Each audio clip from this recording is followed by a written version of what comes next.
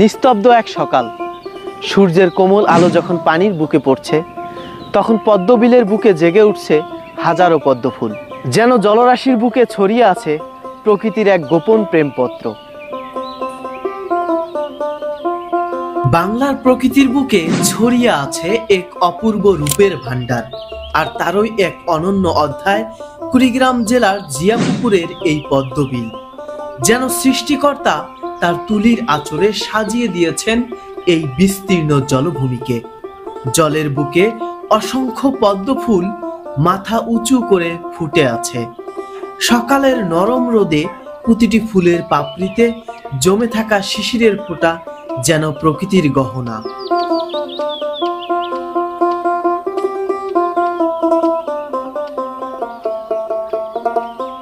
Guys, আপনারা কি জানেন যে এই পদ্ম ফুল কোন দেশের জাতীয় ফুল?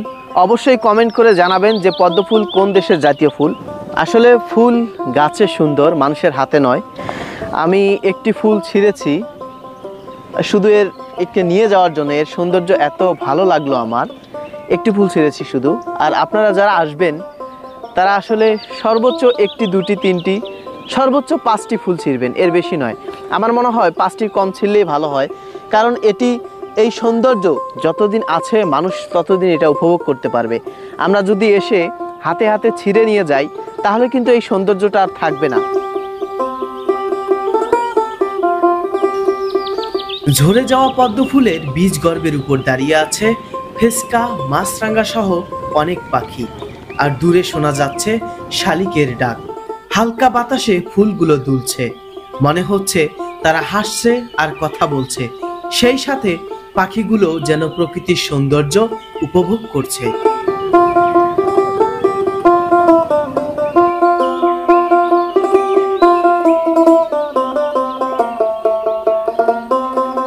প্রিয় দর্শক, এখানে যখন আমি ভিডিও করতে আসলাম তখন আমি দেখলাম যে কিছু ছেলে এর ভিতরে নেমে কি যেন তুলতেছে। আমি তাদের মুখেই শুনি তারা আসলে কি তুলতেছে।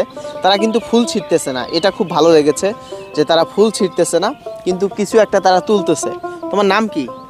নাহিদ। নাহিদ, তুমি এখানে কি করতেছো? আমি এখানে ভ্যাট তুলতে এসেছি। ভ্যাট তুলতে আসছো? কোথায় ভ্যাট? দেখাও দেখি, বের করো তো দেখি। এইটা হচ্ছে ভ্যাট, একটু দেখাও ক্যামেরায়। এটি হলো ভ্যাট। এটি কি করে? খাওয়া যায়? রান্না করে না কাঁচা? কাঁচা। সমস্যা হয় না কোনো? না। আচ্ছা, এটি হচ্ছে ভ্যাট। একটু ভালো করে ক্যামেরায় দেখাও। এটি হলো ভ্যাট গাইস, আর এটা তুলে নিয়ে যাচ্ছে বাচ্চারা। আরো কয়েকজন আছে। এই বাহিনী, দ্রুত এদিকে আসো, দ্রুত।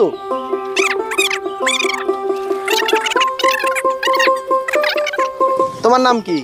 আব্দুল খালেক। আব্দুল খালেক। খালেক। তোমার নাম কি? মিরাজ। মিরাজ। তোমার নাম? মোহাম্মদ ইখলাস খন্দকার। খন্দকার, নাইস। তোমার? লিমন। লিমন।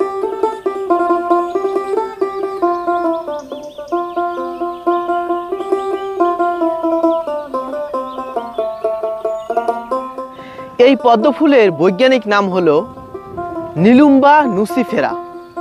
আর এই পদ্ম ফুলটি শীতকালে সাধারণত পানির নিচে অবস্থান করে এবং গ্রীষ্মকাল শুরু হলে এটি ধীরে ধীরে বেড়ে ওঠে এবং পানির উপরে এর এই এত সুন্দর ফুলগুলো দেখা যায়।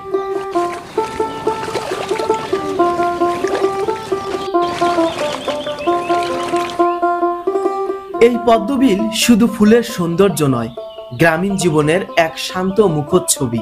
এখানে মানুষ আসে মনকে শান্ত করতে, আসে প্রকৃতির সান্নিধ্যে নিজেকে খুঁজে পেতে।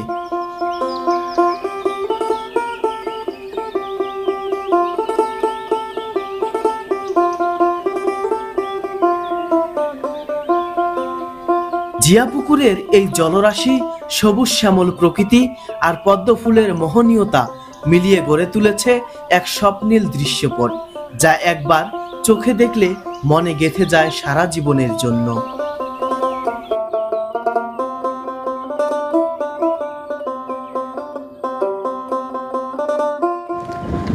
আমি সীমিত আকারে কয়েকটি ফুল নিচ্ছি।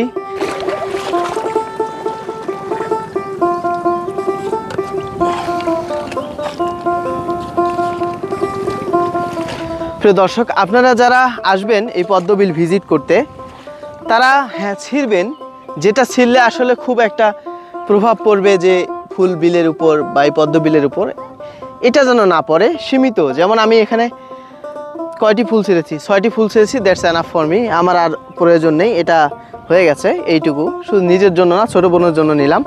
আপনারাও আসলে 2-1টা ফুল নেবেন, সমস্যা নেই, কিন্তু অতিরিক্ত ছেঁড়ার দরকার নেই।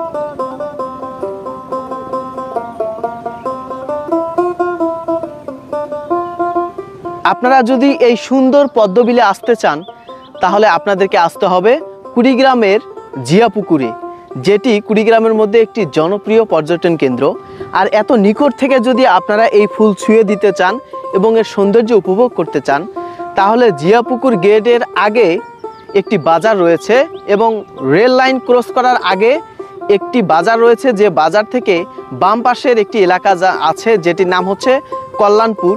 এই কল্যাণপুরে আসলে আপনারা নিকট থেকে এরকম হাঁটু পানিতে নেমে সুন্দর করে ফুলগুলো উপভোগ করতে পারবেন, এর সৌন্দর্য উপভোগ করতে পারবেন, এবং আপনারা যদি চান 2-1টা ফুল ছিঁড়ে নিতে পারবেন, তবে বেশি নয়। আমি আবারও দুঃখ প্রকাশ করছি যে আমি এখানে 6টি ফুল ছিঁড়েছি আমার ছোট বোনের জন্য।